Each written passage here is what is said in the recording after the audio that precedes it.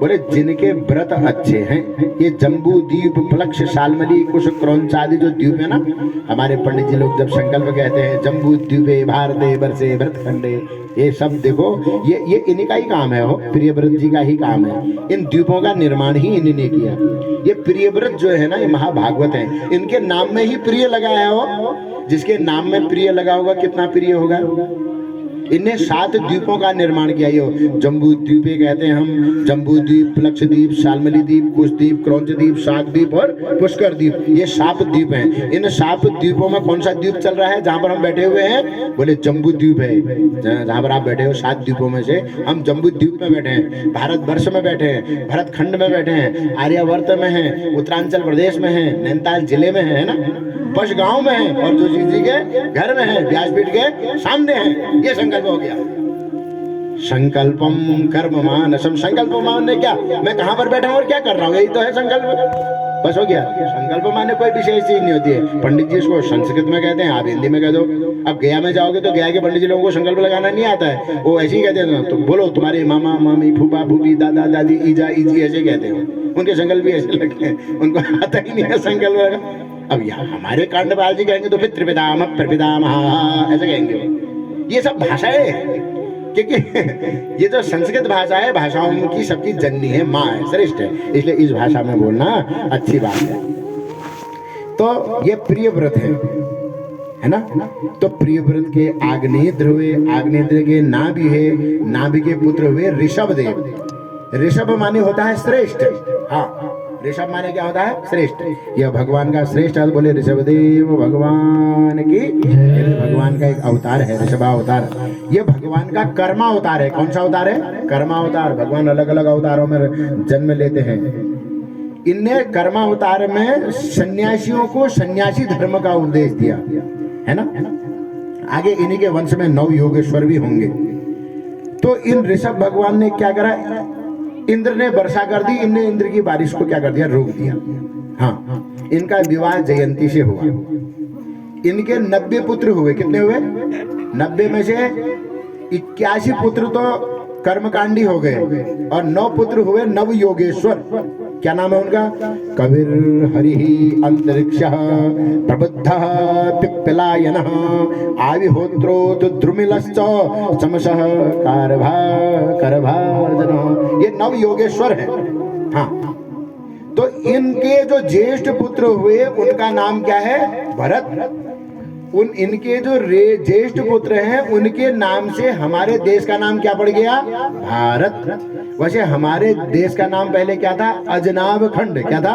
अजनाब खंड। सुन तो लो, याद हो जाए तो अच्छी बात है। तो हमारे देश का नाम पहले अजनाब खंड था, पर ऋषभ देव जी के पुत्र जो हुए, जो ज्येष्ठ पुत्र हुए भरत, उन भरत के नाम से ही हमारा देश का नाम क्या पड़ गया? भारत। भारत का अर्थ क्या होता है? भा ज्ञाने रतः इति भारत। जो ज्ञान में रत रहता है उसको भारत कहते हैं। देखो, हाँ, गर्व से लिया करो अपने देश का नाम। भारत माता की जय कहने में ऐसा अर्थ निकाला करो कि जो जिस भारत देश में हम रहते हैं वहां सब ज्ञानी ज्ञानी है।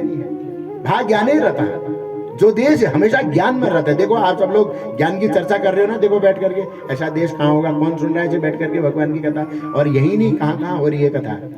तो यह देश भारत है। हो तो ऐसे इनके पुत्र क्या हुए? बोले ऋषभ देव जी को जो ज्येष्ठ पुत्रों का नाम भरत है, ये महाभागवत हुए।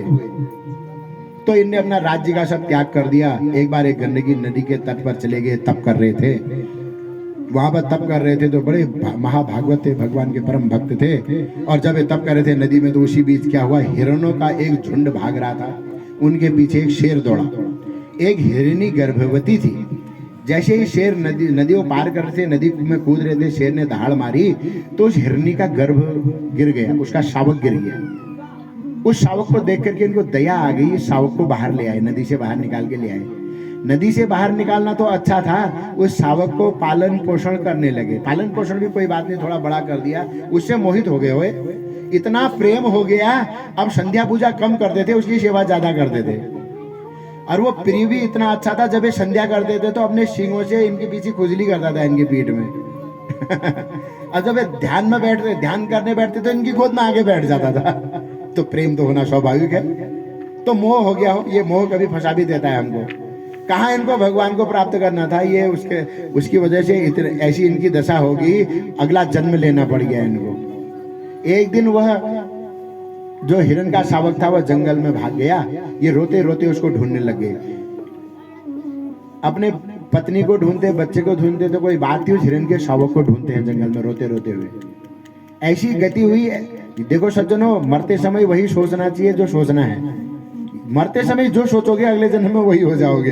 यथा कर्म यथा श्रुतम, ऐसा सामवेद में कहा गया है। इसलिए मरते समय लोग कहते हैं राम राम कहो, अपने बच्चों का नाम नहीं लेना चाहिए, अपनी पत्नी पुत्र का नाम नहीं लेना चाहिए। इनने मरते समय हिरण हिरण कहा, इसलिए अगले जन्म में इनको हिरण बनना पड़ गया। हाँ, फिर तीसरे जन्म में क्या बने, बोले भरत बन गए।